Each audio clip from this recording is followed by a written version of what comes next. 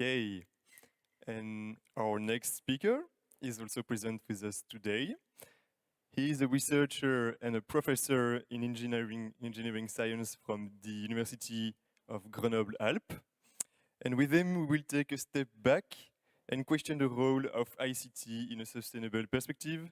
So please welcome Guillaume Mandil.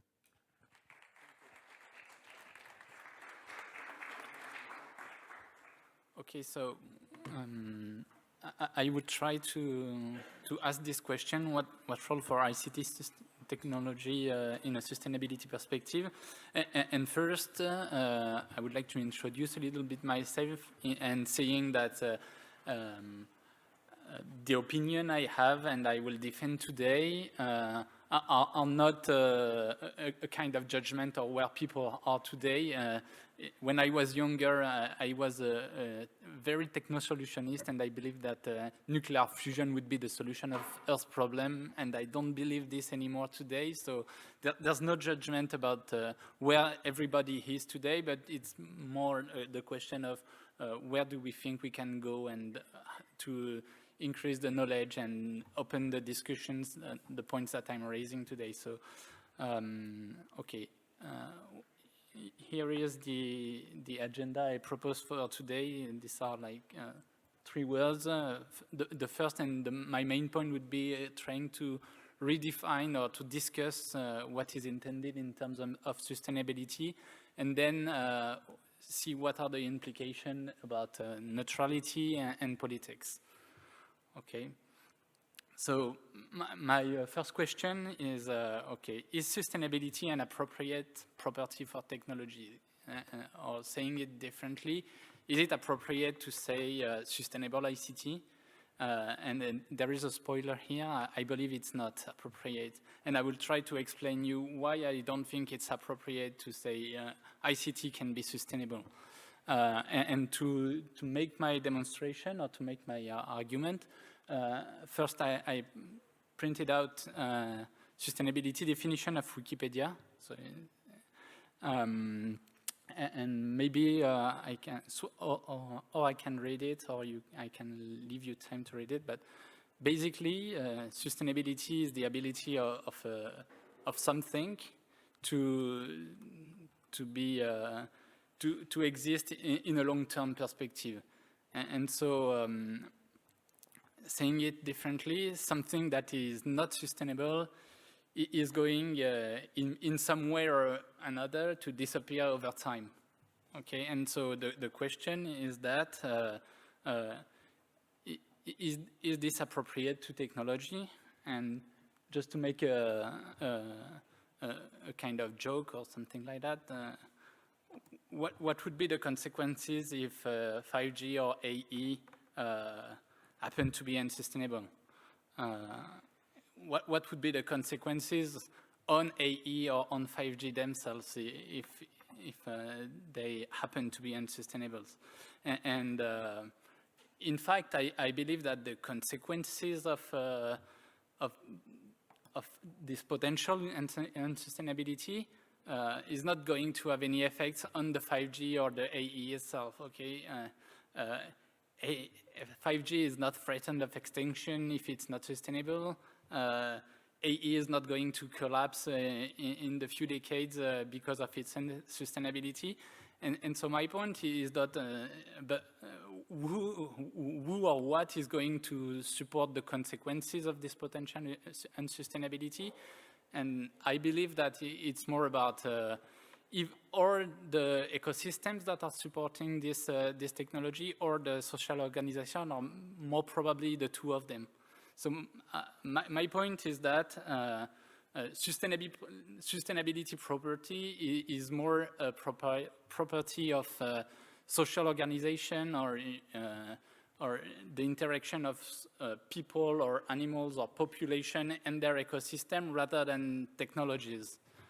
Okay, and that saying, okay, if we agreed, or if you agree with my point today, or if you something like that, that technology can't be sustainable, maybe one other point is that we can agree on is that technologies can help to build sustainable societies as well. And maybe we can discuss a little bit of what are the properties of technologies, and the talk of this morning shows some of them. They can be efficient, they can be performant, they can be reliable, etc.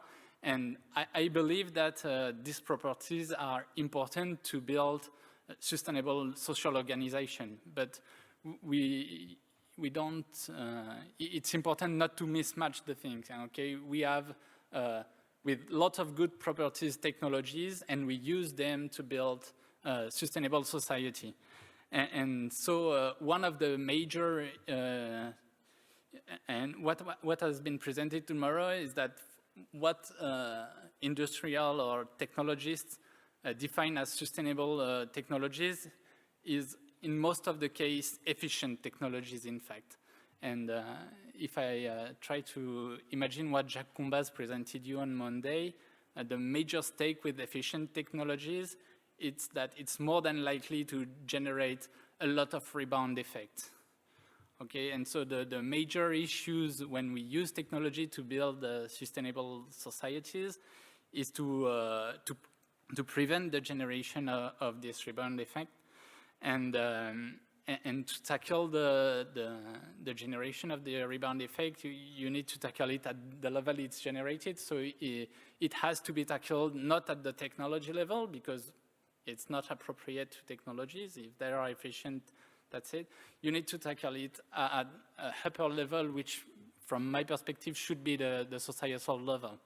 And so, for instance, if we want to limit the carbon emissions of 5G, it's not because 5G is going to be more efficient that we are going to be able to limit the emission of carbon of 5G. We need to have something else to limit this, and it has to be at a higher scale of things. So maybe a kind of quota of emission for a person, a society, or anything you want is a good step to limit the emission, the global emission of 5G.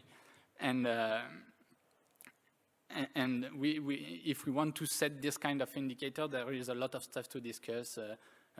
The perimeter, the time scales, and a lot of modality to discuss, which is not my point today. But my point is that if we want to have sustainable indicators, these indicators and goals and stuff that drives the way we want to implement sustainability, this indicator, from my perspective, will need to be not at the technology level, but at the society level. And maybe I'm going to repeat it again, but we can use performant, efficient technology to build sustainable societies. But if we don't have those kinds of indicators, it's more than likely that we are going to generate a lot of rebound effect, which will lead to unsustainabilities.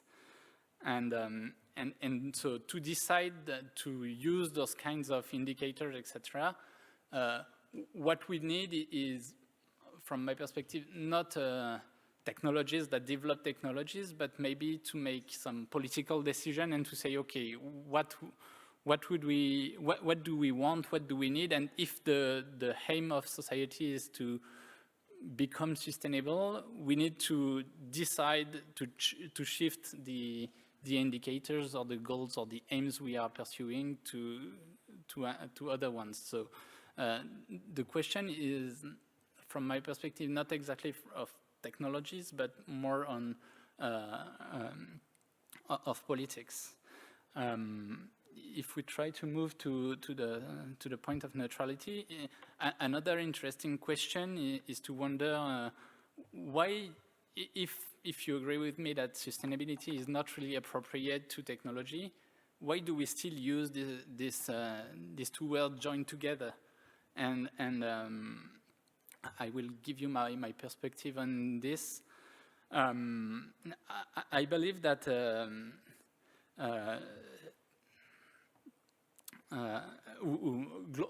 maybe how to say it. Okay, from a society perspective, I think we believe that technological progress is good on its own, and we have a positive assessment of technological progress. And on the other, and the same idea is derived that we believe that technological progress is a driver of human well-being. And my point is that I'm not sure that technological progress is a universal driver of human well-being. And so maybe as we think technological progress or technological development as a society is a driver of human well-being, we would like technology to be sustainable and have all the good properties that provides well-being. But if we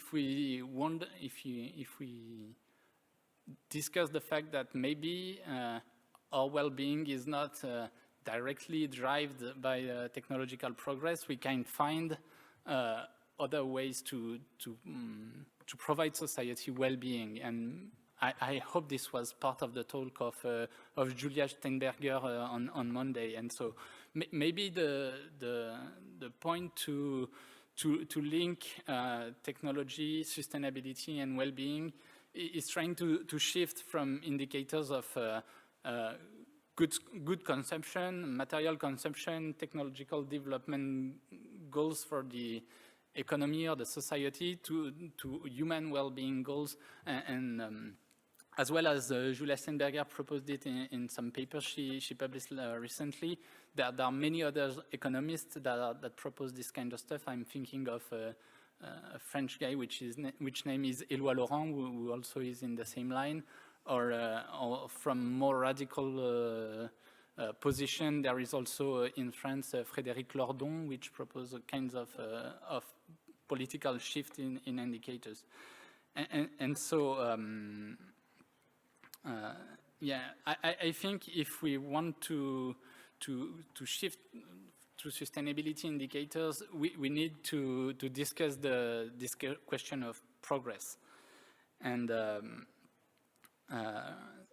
so my perspective is that and if we need to shift this has to be a political decision, and this has to be built on a collective manner. And this is not something that technologists or engineers can do in their own, but they have to be a stakeholder in this discussion, because it will be easier to build sustainable social organization using the more efficient technologies. Okay, so there's a question of ethics for technologists and engineers. Okay, is that what goals I am going to contribute with? Is the development of technologies I'm doing in line with my values, the goals I want to develop, etc. But this is not a question which is objective, and it is very subjective. And so everyone has his answer to this question. But what is important from my perspective is that everyone asks himself this kinds of question, because if you don't ask question, and if you think that science or technology is neutral, it's more than likely again that you are currently using the values of the dominant system. And as far as I know, or as far as the science know it, and the IPCC reporter has recalled this quite clearly this time, the dominant system is more than likely to be unsustainable in the next decades. So we need to have those kinds of discussions. Okay, maybe for instance, you can recall what Thomas of Voxen said this morning. He says that in a general way, it was not a discussion for him. We need IoT to solve problems of pollution in the air, and I'm not sure of this. Okay, maybe we can imagine other way of tackling the problem of air pollution without IoT and mass Internet things, etc. Maybe if we try to limit the chemical flows that are used in production plant of our industry, etc. And if we go to the roots of the problem instead of trying to monitor the symptoms, we can find other ways to limit those air pollution without requiring a lot of IoT sensors and etc. and lots of numerical infrastructure, etc. But it needs to have a political shift in the definition of the problem. So, and this is a very huge task, and so that's why I would like to advocate the necessity of this shift. Okay. I think I have just one more slide of my take-home messages. The first one is that, the first message is that from my perspective, technologies are environmentally and from other perspective efficient, performant, etc. or not, but this is how do you qualify technologies. Social organization can be sustainable or not. And the third point is very important for me. Efficient technology can help build sustainable organization, but this has to be carefully managed and intended by the one who makes the political decisions, okay? It's not obvious that if we use efficient technologies, we will have a sustainable organization. It has to be intended, okay?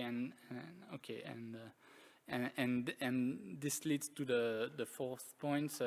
Building sustainable organization implies political decisions, okay? We need to decide that we want sustainability. If we rely on the fact that using efficient technology will generate sustainable organization, it's more than likely it's not going to happen because of rebound effects in particular. And the last thing is that technologies are not neutral in the sense of if we don't decide how to use technology, it's in the actual political system, it's more than likely that we are going to generate exponential growth businesses, which are going to lead to unsustainability as well. Okay, so thank you.